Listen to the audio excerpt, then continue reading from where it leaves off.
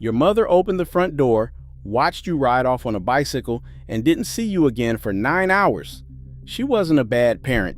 She was a completely normal one. In 1985 America, a 10-year-old vanishing until dark wasn't neglect. It was childhood. No phone, no tracker, no way to reach you at all.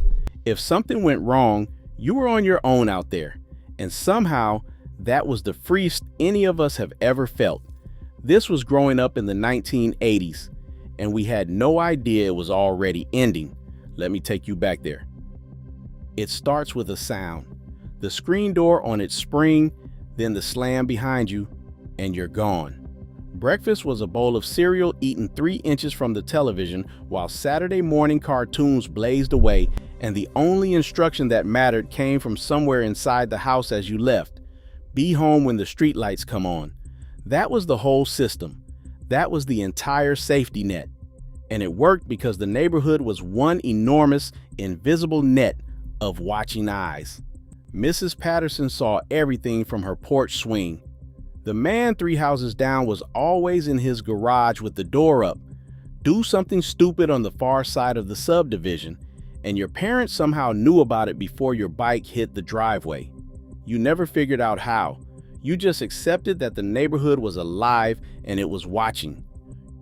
Your world was maybe 10 blocks wide, and it contained everything a person could ever need.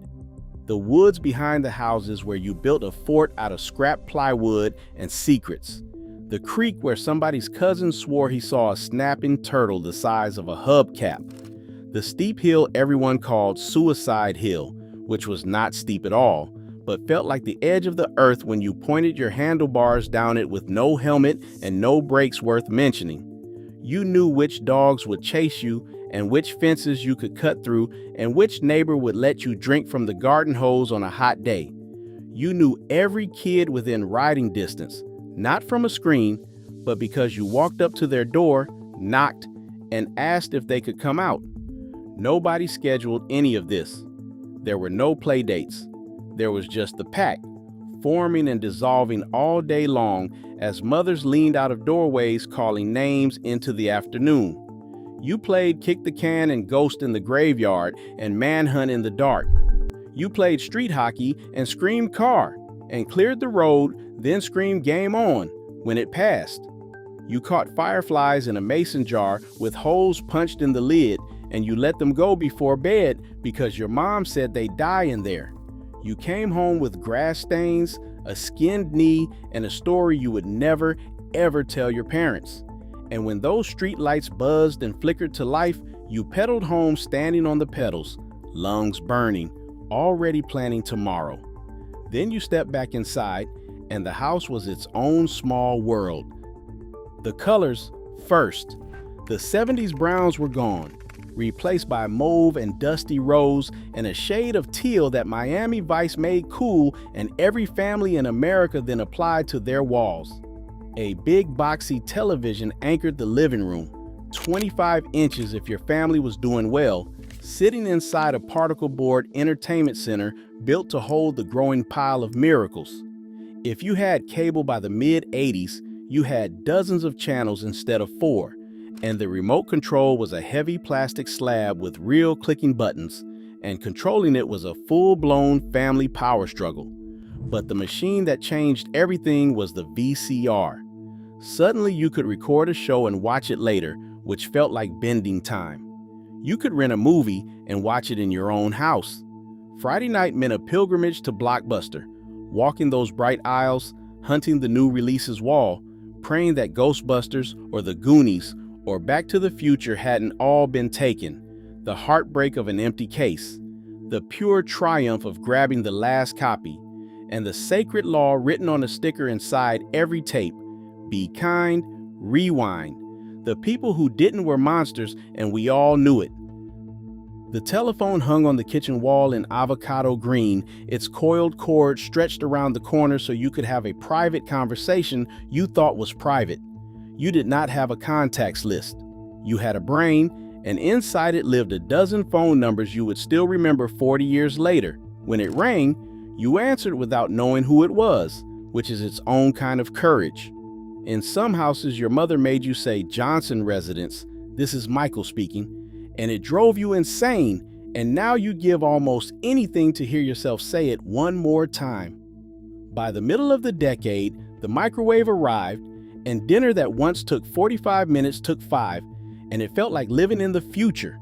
The cordless phone showed up, heavy as a brick, full of static, and teenagers dragged it into their bedrooms until the range gave out and the call died. The answering machine blinked its little red light when you came home, and checking it was the first thing you did through the door. And then, quietly, in the corner of some family rooms, the personal computer appeared, the Commodore 64, the Apple II. You typed a line of code, watched the word hello cascade down the screen forever, and it felt like sorcery. There was no internet. Not really. If you wanted to know something, you opened a book or asked a person who knew. Knowledge was not instant. It was earned. The music, though. The music was the bloodstream of the whole decade. You saved your allowance for weeks to buy a single cassette, $14 at Sam Goody, and you studied the liner notes on the bus ride home like scripture, memorizing every lyric and every musician's name. You made mixtapes, which was hours of devotion, sitting beside the radio with your finger hovering over the record button, waiting for the DJ to finally play your song and then cursing him when he talked over the intro. A mixtape arranged just right was a message. A mixtape handed to the right person could change your entire life. The Walkman set the music free. Suddenly it went with you, on the bus, down the street, everywhere, through orange foam headphones, until the batteries began to die and your favorite song slowly, mournfully wound down like a wounded animal. And then there was MTV, which launched in 1981 and was less a channel than a revolution beamed into your living room. You watched it for hours in a trance. It made stars out of people who looked good on camera and ended careers of people who didn't. When Michael Jackson's Thriller premiered, 14 minutes of horror film and dancing corpses, the entire country stopped to watch at the same moment. Madonna understood the camera better than anyone. Prince turned Purple Rain into a religion. Bon Jovi and Def Leppard packed arenas, and the rule was simple. The bigger the hair and the louder the guitars, the better. Meanwhile, out of New York, something brand new was rising. Run DMC and LL Cool J were building hip-hop from the ground up, and when Run DMC and Aerosmith collided on Walk This Way in 1986, it broke into the mainstream and never left. The movies were events, not content. You went to the theater because that was the only way to see it, and you had to be there. E.T. made you cry in a dark room full of strangers, and you didn't care. Raiders of the Lost Ark made you want to be an archaeologist until you learned real archaeology has far less punching. The Breakfast Club made you feel seen for the first time. Ferris Bueller made you want to skip school and actually live. Back to the Future was flawless. Top Gun made every kid want to fly. And when The Empire Strikes Back revealed that Darth Vader was Luke's father, you kept the secret, because ruining it for someone who hadn't seen it yet was simply unforgivable. You bought the poster. You bought the action figures. You didn't watch these worlds. You lived inside them. The mall was the center of the universe, and not for shopping. On a Saturday, your mom dropped you at the entrance with a little money and total freedom, and you wandered for hours with no adult in sight. The food court was your cafeteria. Orange Julius and Sparrow and a corn dog on a stick, all under one roof, which felt impossibly modern. You browsed Spencer's, snickering at things you weren't supposed to, hunting for the perfect poster for your bedroom wall. You listened to whole albums on the headphones bolted to the wall of the record store. You saw kids from school, from church, from 3 neighborhoods over, and you flirted so badly it hurt. The mall wasn't commerce. It was the town square. It was where you went to see and be seen. And the arcade was its cathedral, dark and loud and glowing, alive with bleeps and the endless clatter of quarters. Pac-Man, Donkey Kong, Galaga, Centipede. You learned the patterns. You fed the machine, and if you were good enough, you put 3 letters on the high score screen, and those 3 letters were your immortality until somebody better came along. Then, Christmas of 1986 and 1987, the Nintendo Entertainment System arrived, and if you got one, you were royalty.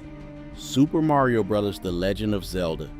You played until your thumbs blistered, and when a cartridge glitched, you blew into it, which never should have worked but somehow always did. There were no save points, no walkthroughs, no YouTube to help you. You died, you started over, you figured it out, or you didn't, and you traded secrets on the playground like precious currency. The food told the truth about the decade, health-obsessed and gloriously excessive at the same time. Lean cuisine shared the freezer with 100 microwave dinners. Salad bars felt sophisticated. Pizza Hut and Domino's made delivery a weekly ritual, 30 minutes of waiting by the window. And the junk food came for kids with everything it had. Sugary cereals with cartoon mascots, fruit roll-ups, Capri Sun in that impossible pouch, and microwave popcorn that appeared out of nowhere like a magic trick. When Coca-Cola changed its formula in 1985, the country genuinely rebelled, and the company crawled back with Coca-Cola Classic. The lesson was permanent. You do not mess with Coke. The fashion was loud enough to hear. Shoulder pads turned everyone into a linebacker. Hair reached toward the ceiling, held up by hairspray bought in bulk, and boys wore mullets that were, in the official terminology, business in the front and party in the back. Neon everything. Members-only jackets with the collar up, acid-wash jeans that seemed like a great idea at the time, and Ray-Ban Wayfarers, essential the moment Tom Cruise slid them on. School was different, not better, not worse, just different. Chalk dust was the smell of learning. Cursive was mandatory, and you practiced the loops until your hand cramped. Research meant a card catalog and real drawers full of real cards. Gym class was merciless. Dodgeball was encouraged, and teams were picked out loud so everyone knew who got picked last. There was no anti-bullying assembly. You dealt with it, one way or another, and you learned things there that no classroom ever taught. And summer stretched out for 3 endless months with no camp, no schedule, no structured anything. You slept till noon, ate cereal from the box, and biked to the public pool with a towel over your handlebars, paid 50 cents, and stayed until they made you leave. The smell of chlorine, the terror of the high dive, Marco Polo, cherry Coke from the snack bar, and pruned fingers by dark. The ice cream truck's tinny song drifting down the block was the sound of the whole season. Underneath all of it hummed the Cold War, quiet but always there. The Soviet Union, the bomb, the understanding that somewhere a button existed that could end the world. You practiced duck and cover drills, hiding under a desk you knew would never save you, and you did it anyway. You watched The Day After in 1983, too young for it, and it gave the whole country nightmares. But kids don't dwell. The fear stayed on the horizon like a storm that might never come. And then, near the end of the decade, Reagan and Gorbachev shook hands, and the Berlin Wall came down with people chipping at the concrete with their bare hands. And you watched it on TV and felt something enormous shift, even if you couldn't name it. Because here is the thing none of us understood at the time. We were living in the last days of something.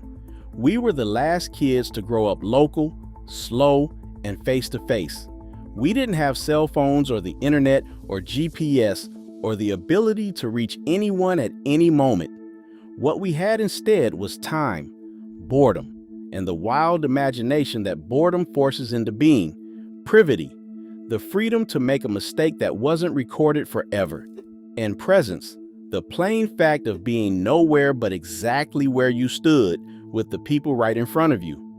Look at the photographs now, and your parents are younger in them than you are today, and that lands like a punch. They gave you all that freedom because that's how they were raised, and they trusted the neighborhood, and mostly they were right to. They weren't perfect. Nobody is. But they were there. They showed up. If you grew up in 1980s America, you were part of something that no longer exists. Not because it was better, it wasn't, not entirely, but something real was lost along the way. So close your eyes just for a second. The sun on your face, the wind coming up the hill, your friends waiting at the bottom. The whole day still ahead of you, you unscheduled and yours. The streetlights haven't come on yet, you still have time. If this brought it all back, share it with someone who was there. We were lucky, we just didn't know it yet.